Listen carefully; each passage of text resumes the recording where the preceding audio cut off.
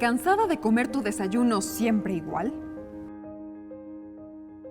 ¿Quieres ser creativo al hacer tus huevos con machaca, pero no sabes cómo? ¿Amas la comida frita pero odias que esté caliente y que tarde mucho en enfriarse porque llevas prisa? ¿Tu mamá es una experta friendo con el aceite hirviendo, pero tú siempre tienes miedo de quemarte? No te despegues de la televisión, aquí te decimos cómo freír en frío. ¿Freír en frío? ¿Escuché bien? Sí, freír en frío. En los siguientes 20 minutos aprenderás a freír en frío. Conocerás qué son los gradientes de temperatura y cómo se relaciona con matemáticas, física y química.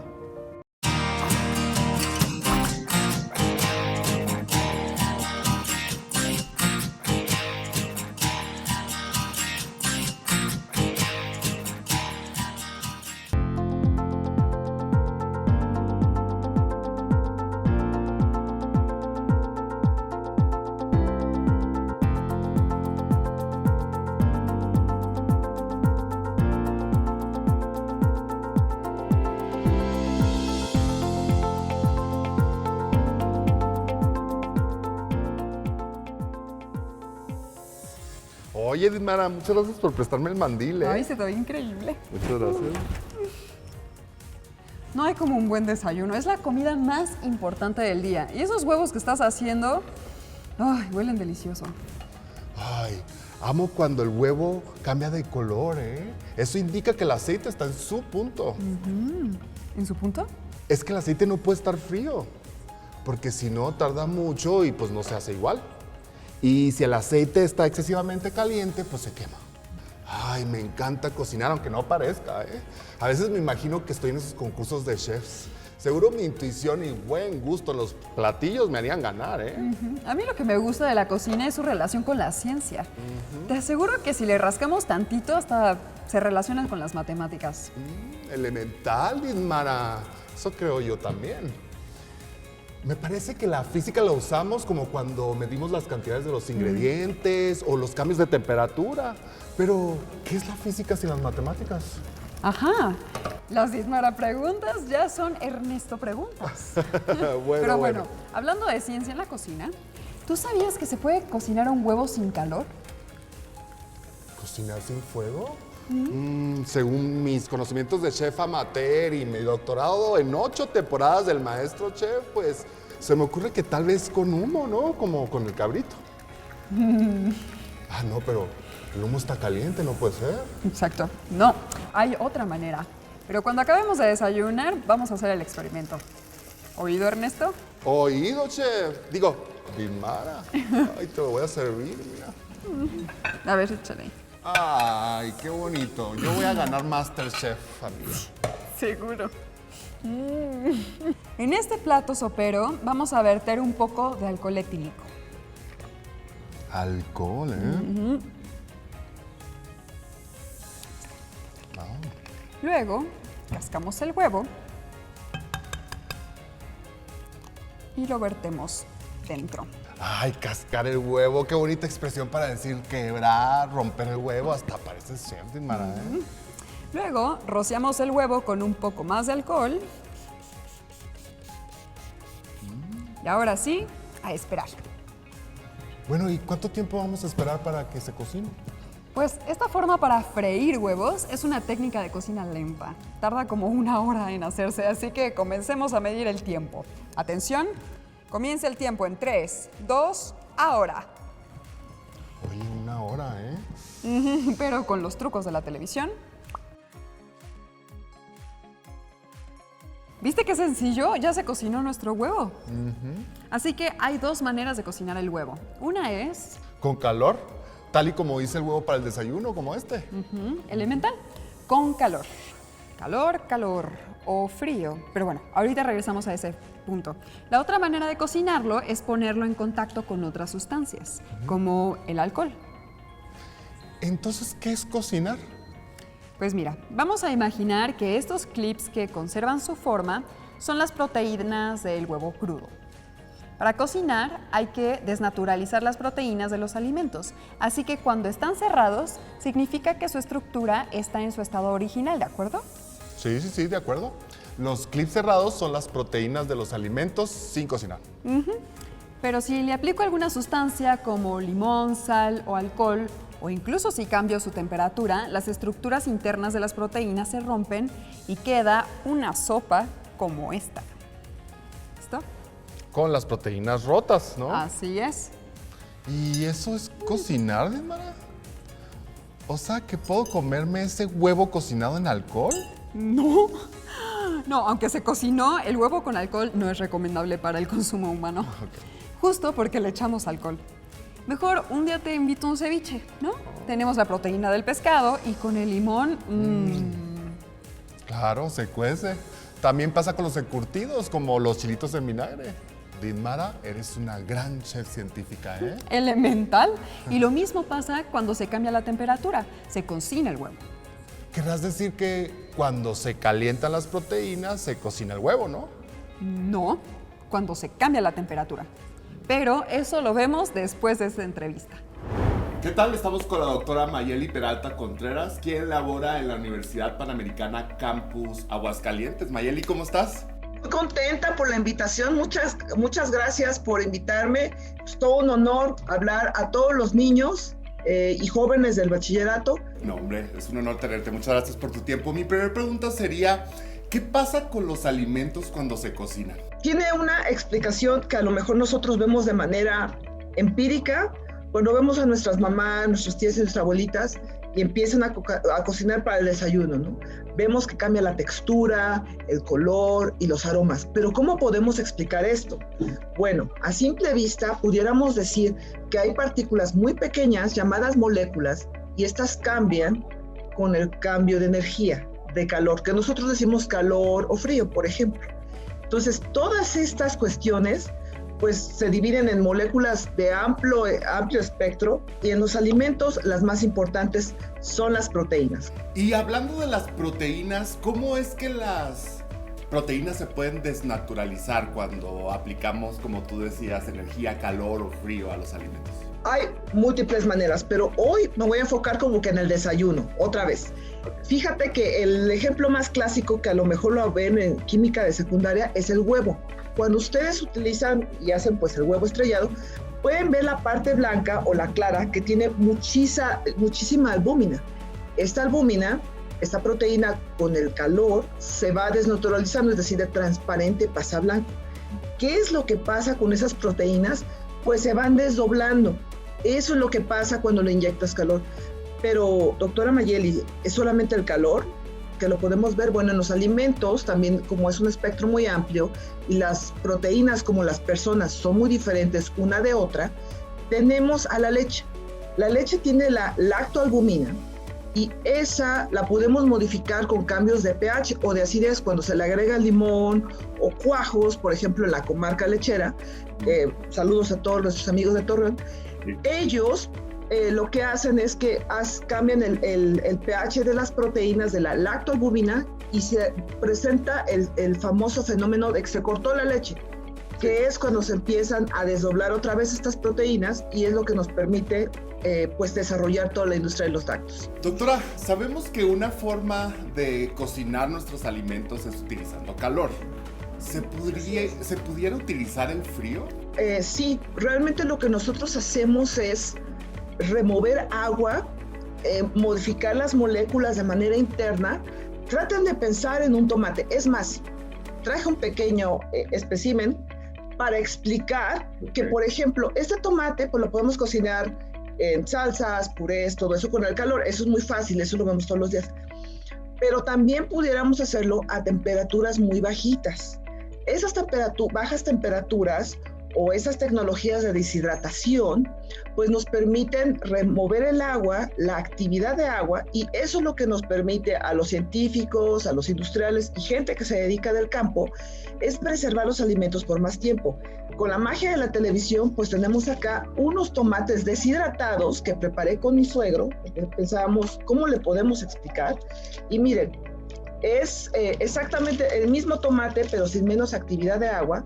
Y lo que pueden observar pues es la estructura, cómo cambió de forma, de color y, por ejemplo, para nosotros es importante porque ya de esta manera el tomate se puede preservar de mayor tiempo y nos permite pues transportarlo, abastecer cuando pues no es de temporada. También hay otras tecnologías sobre la refrigeración o de congelación a bajas temperaturas que te permiten remover el agua en forma de deshidratación y te permiten una variedad de productos. Doctora, ¿nos podría platicar cómo es que influyen los puntos de ebullición, por ejemplo, del agua, del aceite o del nitrógeno en la cocción de los alimentos? Estas sustancias, por ejemplo, el agua, que ha sido como que la cuestión base, tiene un punto de ebullición de 100 grados centígrados. Pero si nos vamos al aceite o los aceites vegetales, pues es un punto de ebullición menor. Estos con la proximidad de los 70 grados centígrados. ¿Qué pasa? Cuando llegan así a su máxima capacidad calorífica, ellos absorben el agua de los alimentos, lo que provoca desnaturalización de proteínas. Ahora, el otro detalle, por ejemplo, el nitrógeno, que va a puntos de ebullición abajo de cero, porque pues es un gas, realmente lo que nos permite es hacer el mismo principio, hacer una transferencia de calor, al contrario, este va a ser en menos grados centígrados, y remover la actividad de agua de nuestro alimento, lo que nos permite, por ejemplo, preservar pues las frutas, algunas verduras, y nos permite transportar en regiones donde no las hay. Excelente, pues es muy interesante todo lo que nos comparte, doctora. La quiero invitar a que nos acompañe a mí a seguir en el foro y regresamos en un momento con usted y nosotros continuamos en Jóvenes en TV.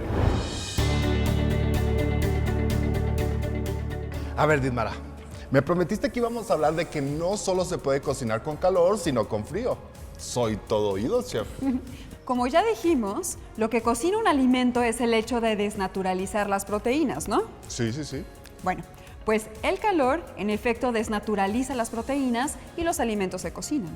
Según mis libros de cocina, se necesita que el aceite esté bien caliente, como a 166.85 grados Celsius, para que el cambio de temperatura cocine las proteínas del huevo rápidamente. Pero con esta temperatura también se fríen las papas a la francesa, los pescaditos, las tortitas de coliflor, los chiles rellenos, los churros, qué rico. Oye, ¿y a qué temperatura está el huevo? ¿O las papas? ¿O el pescado? Ah, bueno, pues antes de cocinarse, los alimentos están a temperatura ambiente. Eso es más o menos 27 grados centígrados. Ajá. Lo que cuece la comida es esa diferencia de temperatura. Por eso te dicen que para freír el aceite debe estar bien caliente. Si hacemos la diferencia entre la temperatura del aceite hirviendo y la de la comida a temperatura ambiente, ¿cuánto es?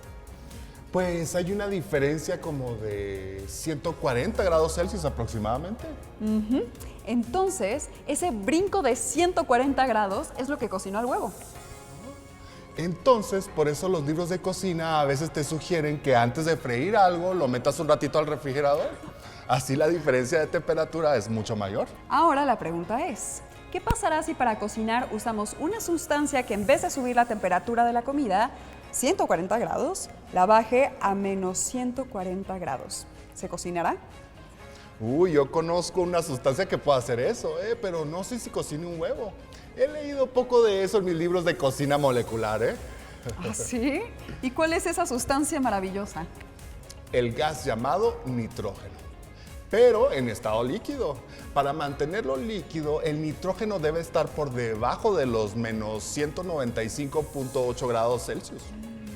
Pues sí, porque justamente cuando está a los menos 195.8 grados Celsius, comienza a hervir y se evapora en la atmósfera. Entonces, ¿qué? ¿Probamos? Pues por supuesto que probamos, chef. A freír con frío. ¡Uf, qué emoción! Y esperaríamos a que baje la temperatura del huevo de los 27 grados Celsius hasta los menos 195.8 grados Celsius. ¿Estás lista? Con lo que en realidad la diferencia de temperatura de 140 grados, ¡pum!, la habríamos superado. Oye, Mara, hay que ponernos los guantes y los lentes para protegernos de quemaduras, ¿eh? Manejar nitrógeno líquido es igual de peligroso que trabajar con fuego, ¿eh? Ok, sí, voy. Solo que antes voy a poner el huevo en el sartén. Ok, bueno.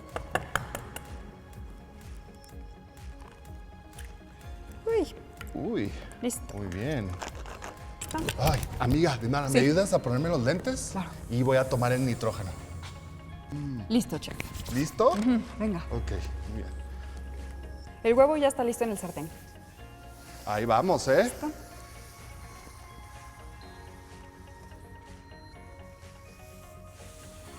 Se ve así como dramático. Piso. ¡Wow! Y recontra wow, Ismara.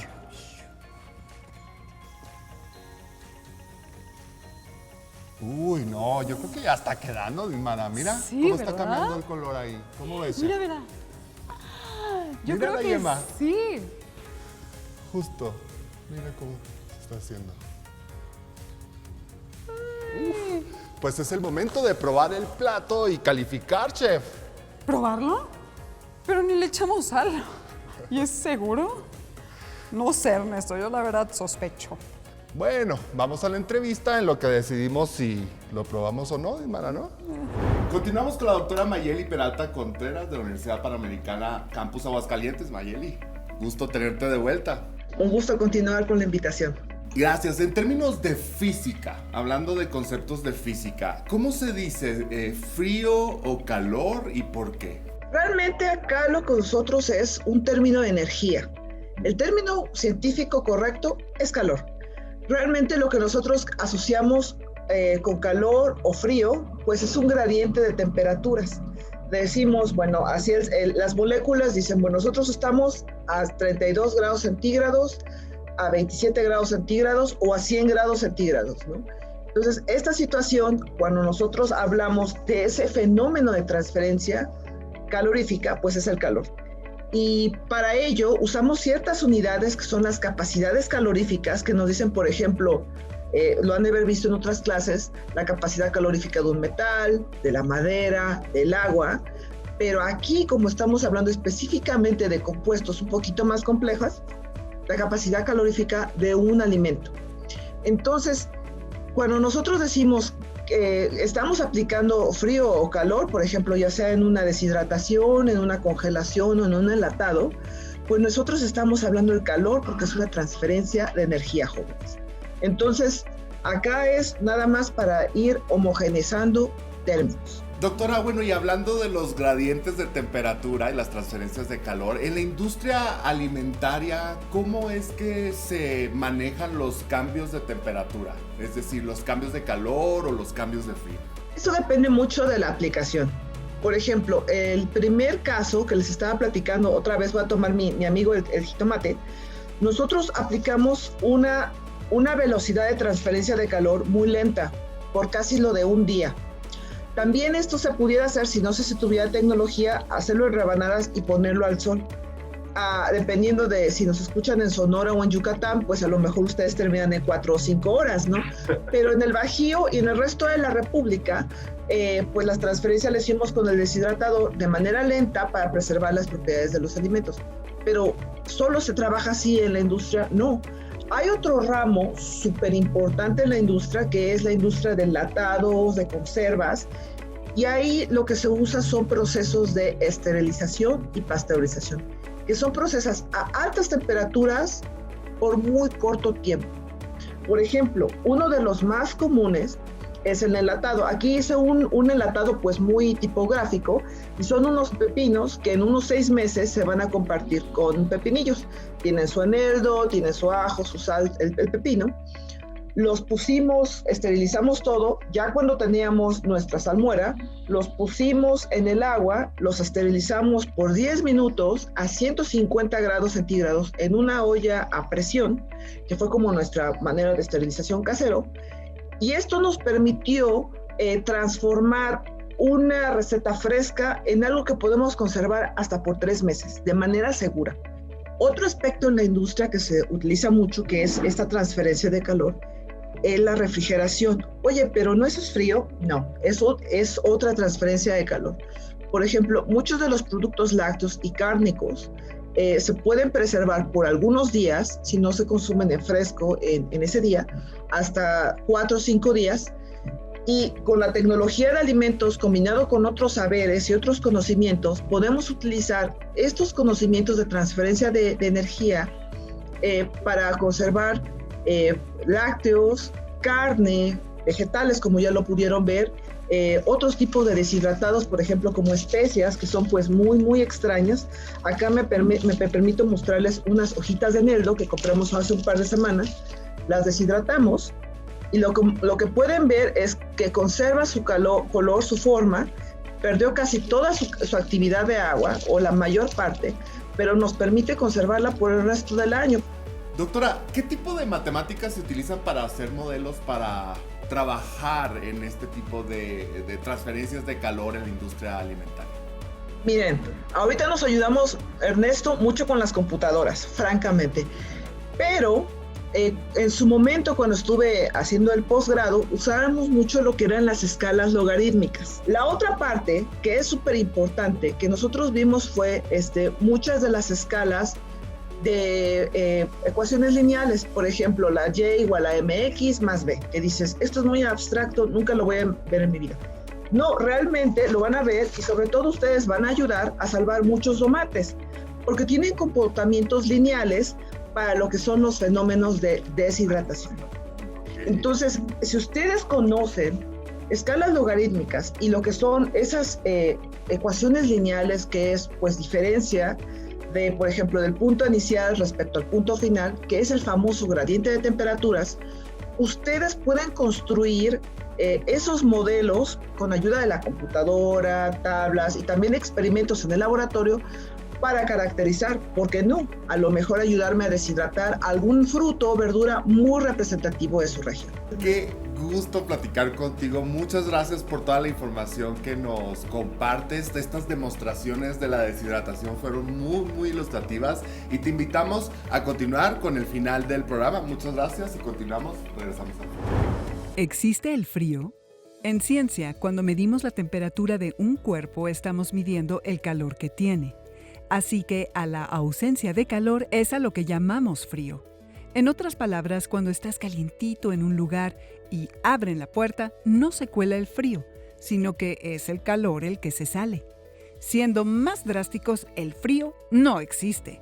Ahora bien, lo que sí existe son los cambios de temperatura, que pueden ser graduales, o sea, lentos, despacito, o pueden ser muy abruptos. Podemos cambiar poquito la temperatura de un cuerpo o podemos hacer que la diferencia de temperaturas sea muy grande. Cuando freímos un huevo se pasa muy rápido del frío al calor. Perdón, somos científicos. Lo que quise decir es que cuando freímos un huevo se pasa muy rápido de poco calor a mucho calor.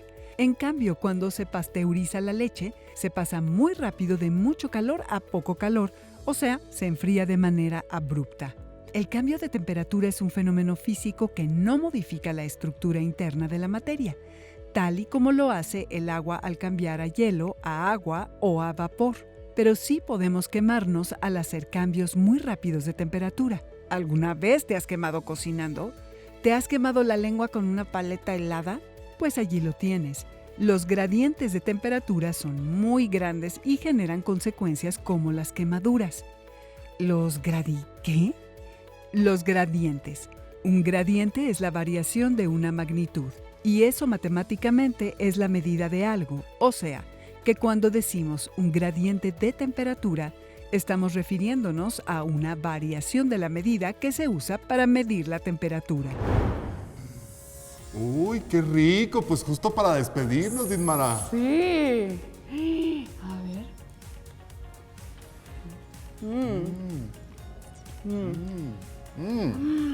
Uy, chef. Oye, ¿probamos el huevo? Pues lo probamos total, pero... Ay, bueno. Peores platos hemos comido, ¿eh? A ver. A ver. Ay. Me sabe como a... ¿A qué te supo? A mí me sabe como a... pues caguado, así. Ay, no. Yo para desayunar me seguiría haciendo los huevos fritos a la antigüita, ¿eh? De acuerdo, totalmente. A mí me supo como a... así como a mantequita raro, como heladito. Digo, yo sí me animaría a probarlos después en un restaurante de estos de cocina molecular. Esos huevos con tocino, porque los hacen así con tocino y nitrógeno y valen una fortuna. Ahí sí los pruebo. Pues sí, pero huevos helados... ¡bleh! Hay mejores alimentos para comer cosas fritas en frío, como lo que hicimos con las brochetas. Yo me quedo con esto, la verdad. ¿Ustedes comerían un huevo frito en nitrógeno? Suban sus respuestas al grupo de Facebook y con el hashtag Elemental los estamos leyendo.